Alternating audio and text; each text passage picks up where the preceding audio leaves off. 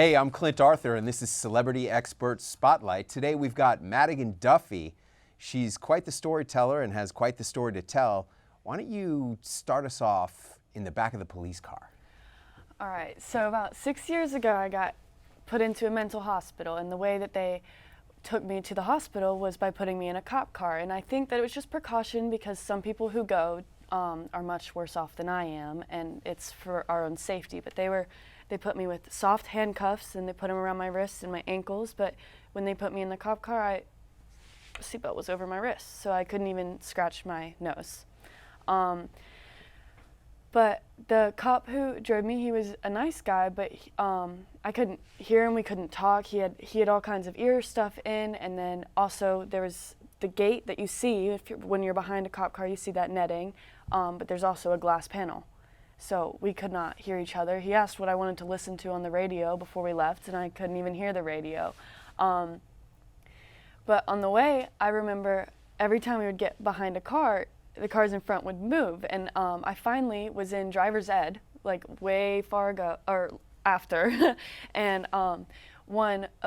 there ended up being an officer in there, and he told me that he had before taken patients to mental hospitals, just told the class. And so I went up to him after, and I was like, hey, I have a question.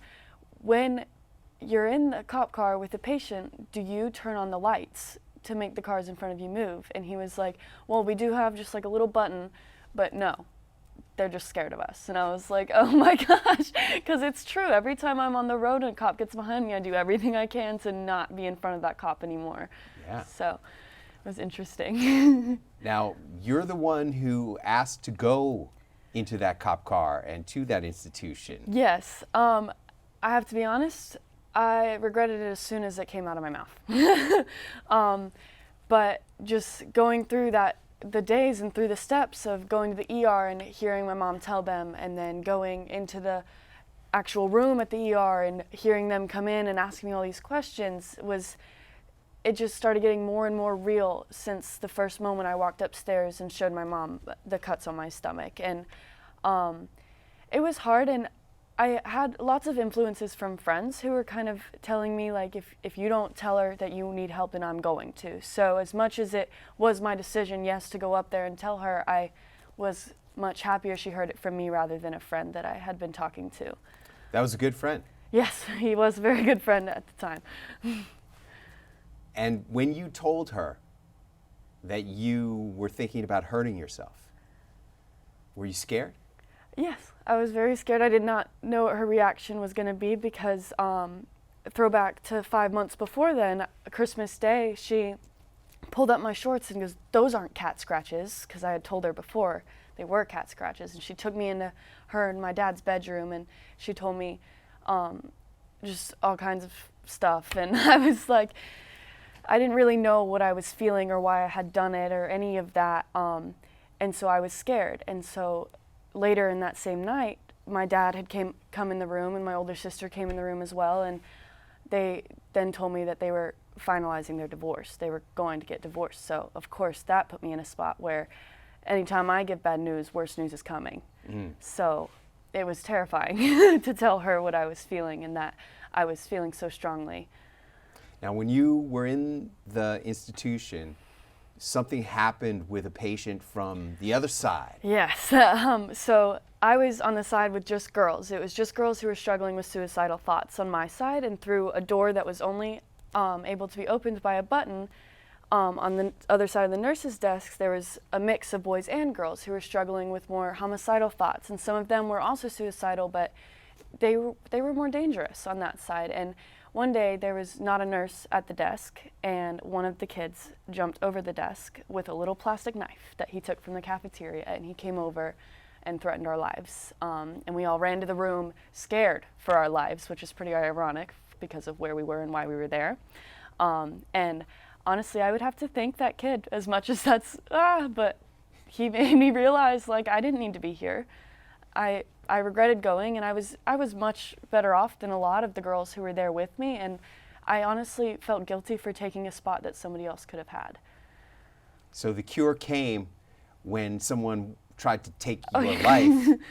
Yeah, then probably for more girls more than me, but the cure probably came as soon as I walked into the ER, not even the mental hospital cure. But I didn't feel suicidal as soon as I realized the extent of what I asked for. Now, you're writing a book about your experiences with your mom. Yes, I am. How is that going? It's going pretty well.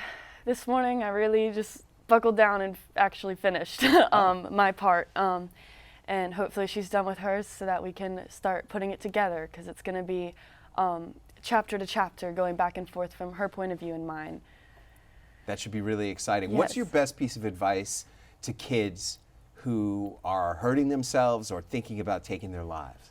My best piece of advice is just remember that sometimes it's just a moment, and you're not always gonna continue to feel that way in 15 minutes. And so maybe if what you're using is a sharp object that you keep by your bed, maybe take that sharp object and go put it in the bathroom, in the hallway, or upstairs in a secret drawer. Like, you're gonna resent me if I tell you to not use it ever again, but if you have to get up and wipe your tears and walk out of your room and open that door and walk out and maybe even run into your mom, that moment is going to pass. You're not going to feel as influenced to hurt yourself.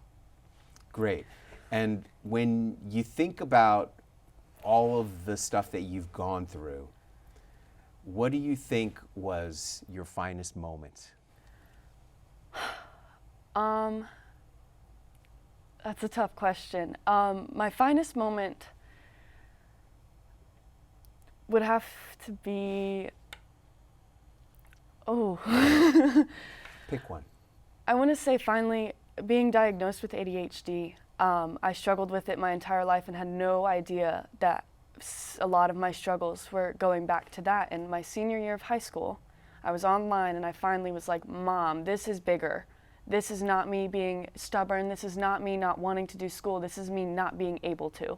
This is a bigger problem. And she took me to the doctor, and the doctor was like, yeah, you definitely have ADHD. And So it was almost laughable. This has been quite a process of self-discovery. Yes, it has. What's your best piece of advice for kids who want to discover more about who they are? Ask questions. If you notice that you're a little different than your friends, of course it's okay to be different, but if you notice a big difference where, hey, they smile more than I do, or they really get that lesson that the teacher just gave, why can't I listen? Then ask your parents to look into it, and if they don't, then that's when you go to counselors at school or your coach, and you go to the more important adults in your life if your parents aren't going to help. How can people find out more about you and having you as a speaker at their school, or getting copies of your book? I have a website called madiganduffy.com, so everything should be on there in the next month or two. So that's awesome. Fantastic. Thanks so much for coming in.